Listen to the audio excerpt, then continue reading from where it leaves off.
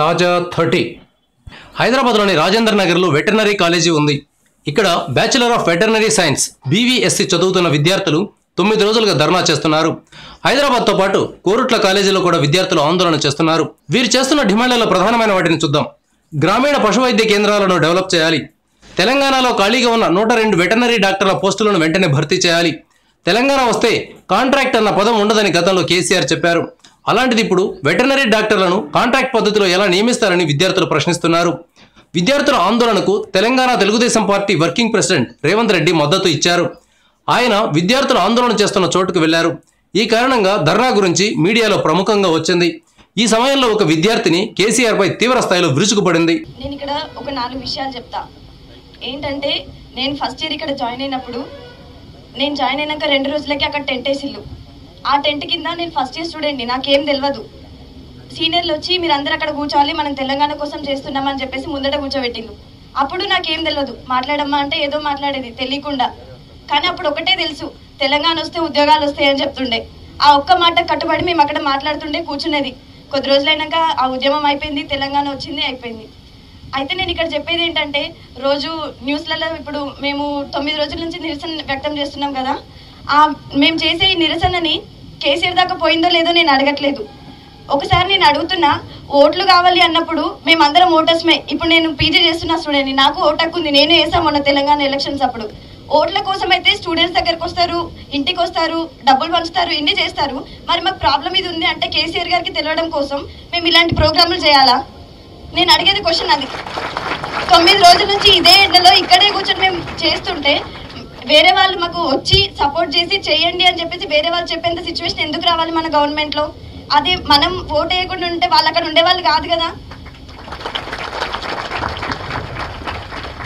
నేను ఇంకోటి చెప్తున్నా ఏంటంటే, మొన్న మీడియా వాళ్ళు రోజు మమ్మల్ని వచ్చి చూస్తూనే ఉన్నారు. వాళ్ళు నన్ను ఒకరోజు క్వశ్చన్ అడిగారు, మీరు ఎందుకు ఇక్కడనే ఉద్యోగాల కోసం అడుగుతున్నారు, మీకు వేరే ఫ్యూచర్ లేదా, మీకు సత్తా లేదా, చదివే సత్తా లేదా అని అడిగారు నన్ను ఒకరు.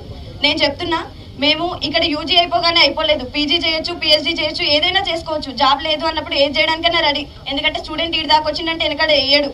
కానీ మేము ఎందుకు వచ్చినాం? మిడిల్ క్లాస్ ఫ్యామిలీ ఉండి ఒక్కొక్క రూపాయి ఖర్చు పెట్టి అమ్మాయిలు, ఇక్కడ ఇంతమంది అమ్మాయిలు కూర్చొని ఉన్నారు. పేరెంట్స్ ఎందుకు పెడుతున్నారు? వాళ్ళ ఇన్వెస్ట్మెంట్ అంతా మా మీద. ఏంటి అంటే, మిడిల్ క్లాస్ ఫ్యామిలీ మనది, మనం సంపాదించుకోవాలి, ఉద్యోగం తెచ్చుకోవాలి, అలా అయితేనే మన బతుకులు బాగుపడతాయని. ఈ రోజులల్లో ఒక అమ్మాయి చదువుకుంది అంటే ఉద్యోగం వస్తే పెళ్లి కట్నం తప్పుతుంది, ఇంకా మంచి అబ్బాయి వెతుక్కోవచ్చు, ఫ్యూచర్ బాగుంటుందని ఆలోచనతో పెడుతున్నారు. అదే సిచ్యువేషన్ ఇప్పుడు నేను చెప్తున్నా. నేను పీజీ కనుక చేయకుండా నేను నిరుద్యోగం, నేను బయట ఉన్నాను అనుకో, ఇంట్లో కూర్చుంటే నా పేరెంట్స్ ఎవరి ముందు తలెత్తుకుంటారు? నా ఇంట్లో ఎప్పుడు రూపాయి కూడా వెనక వేసింది లేదు. ఎందుకంటే రూపాయి ఖర్చు పెట్టి మా మీదనే పెడుతుండే. అదే రూపాయి కూడబెట్టుంటే ఇప్పుడు నా పెళ్లి చేస్తుండే కదా. ఈ రోజు నేను ఇక్కడ మీ ముందు నించొని మాట్లాడాల్సిన అవసరం నాకు లేదు కదా. నేను ఇంకొకటి కూడా నేను చెప్తున్నా, నేను ఎవరికి అగేనెస్ట్ కాదు, కానీ ఇప్పుడు చెప్తున్నా, నేను మా ప్రొఫెసర్స్ గురించి మాట్లాడుతున్నా. ఏంటంటే, హాలిడేస్ ఇస్తాం, ఇంటికి పంపిస్తాం, ఇక్కడ ఉద్యమం అనేది మొత్తం క్లోజ్ అవుతుంది, అసలు ఎవరు ఉండరు, అమ్మాయిలు అయితే బెదిరి భయపడిపోతారని చెప్తున్నా. అదే భయపడే అమ్మాయిలు అయితే ఈ రోజు మన ముందు ఇంతమంది కూర్చోరు, అంతేనా కదా? మేము ఇంటికి పోయి ఏం చేయాలి?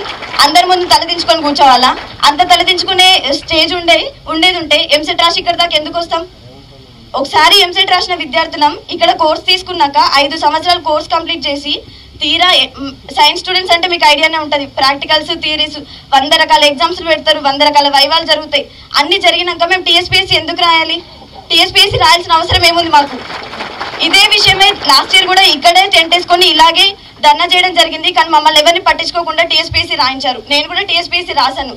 కానీ తీరా చూస్తే ఏంటి, జోనల్ రిజర్వేషన్ ఇష్యూ వల్ల నేను జాబ్ లేకుండా మిగిలిపోయా.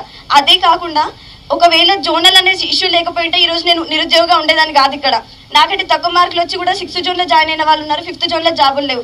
మరి నేను గవర్నమెంట్ నేను క్వశ్చన్ చేస్తున్నా, ఒకటే తెలంగాణ మనం సాధించుకున్నది, మనం తెలంగాణ బిడ్డలం అందరం ఒకటే అంటారు, మళ్ళీ అందులో జోనల్ ఎందుకు?